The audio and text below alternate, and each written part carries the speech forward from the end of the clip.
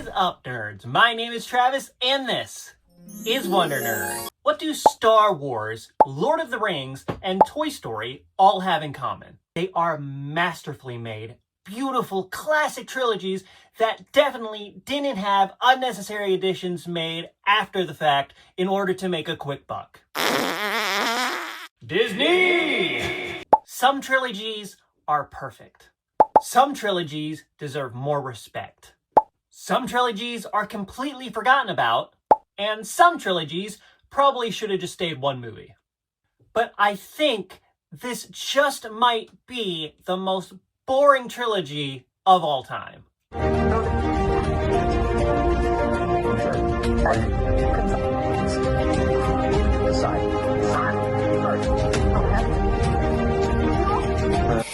Sarah, Plain and Tall is a children's book written by Patricia McLaughlin. A 1986 Newbery Medal winner, the book explores themes of loneliness, abandonment, and coping with change. You know, kid stuff. Let me just sum up the plot for you. This book takes place in the late 19th century, where a man is still upset by the death of his wife from childbirth. Who wouldn't be? Kid stuff. He's so sad that he puts an ad out in the paper for a mail-order bride. Kid stuff. And somehow some crazy lady from Maine answers it. And so she travels to the Midwest United States to marry Christopher Walken. Don't worry, we'll get there. The book was pretty well received, being called exquisite and sometimes painfully touching. It won several awards and was popular enough to have several sequels. Skylark in 1994, Caleb's Story in 2001, More Perfect Than the Moon in 2004, and Grandfather's Dance in 2006. In fact, this book was so popular that Hallmark just had to turn it into a movie. So in 1991, they did just that. The first Sarah, Plain and Tall movie, because there's 3 movies, even though there's 5 books, 3 movies, I call for a sequel now! The first Sarah, Plain and Tall movie premiered on February 3rd, 1991 on CBS, of all places, as part of the Hallmark Hall of Fame anthology. Hallmark just had to get his grubby little hands on this sad little children's book. The screenplay was co-written by the book's author, so that's nice. You don't always get that. It starred Glenn Close as the book's main character, Sarah Wheaton, and Christopher Walken as Jacob, the man who orders a mail-order bride via the paper in the Dust Bowl. I'm almost positive that this was my first introduction to Christopher Walken. And if it wasn't, it was the Country Bears. But I'm pretty sure this was the very first time I ever saw Christopher Walken as a human being. I just have a vivid memory of being in Catholic school. I went to Catholic school.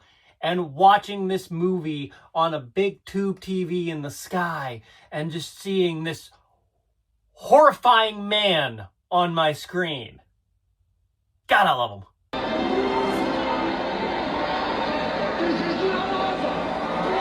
For being a boring movie with a sad plot based in one of the most depressing times in American history, this movie actually did pretty well. It currently holds an 80% on Rotten Tomatoes, and the Nielsen ratings were pretty decent, attracting viewers in about 21.5 million homes. A movie doing that kind of numbers, that calls for a sequel. Enter Skylark. And I'm feeling lonely, sad as I can be. No. Not that Skylark, not Chip Skylark. No, we're not having any fun here. Okay? It's sad. Skylark, the middle child in this trilogy, premiered on February 7th, 1993. God, if the fucking third movie premiered in February, conspiracy. This one was fully written by the book's author, Patricia McLaughlin, and guess what? It's even sadder. The family farm is in trouble because there's a drought. So what does Sarah do to help? Well, she takes Jacob's 2 kids all the way back to Maine to meet her family.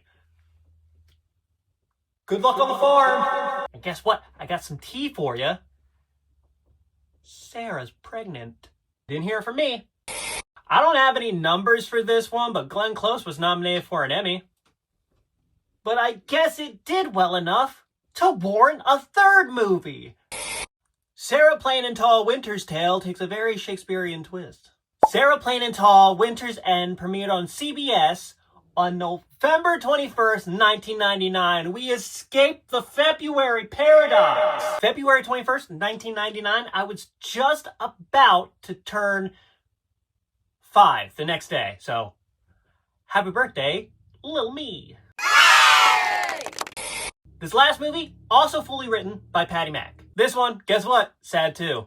Sarah and Jacob are back on the farm, and all of a sudden, Jacob's estranged father reappears in his life, wanting to make amends with his son. Oh yeah, this is a daddy drama movie. If you like movies like It Runs in the Family and The Judge, oh, you're gonna love this. And oh God, do I pity you? Go to therapy, talk about your dad. These movies are not my favorite. Do I own them all on DVD?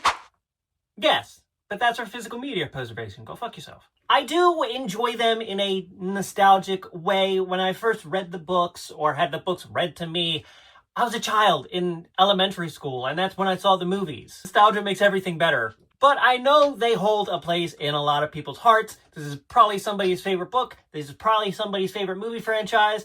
I don't want to anger the Sarah Plain and Tall fans. So I'm just going to say, not for me. My name is Travis, and this is Wonder Nerd. Hey, do you like videos about movies, TV shows, snacks, etc.? Well, then consider subscribing to the channel where I make videos about movies, TV shows, snacks, etc.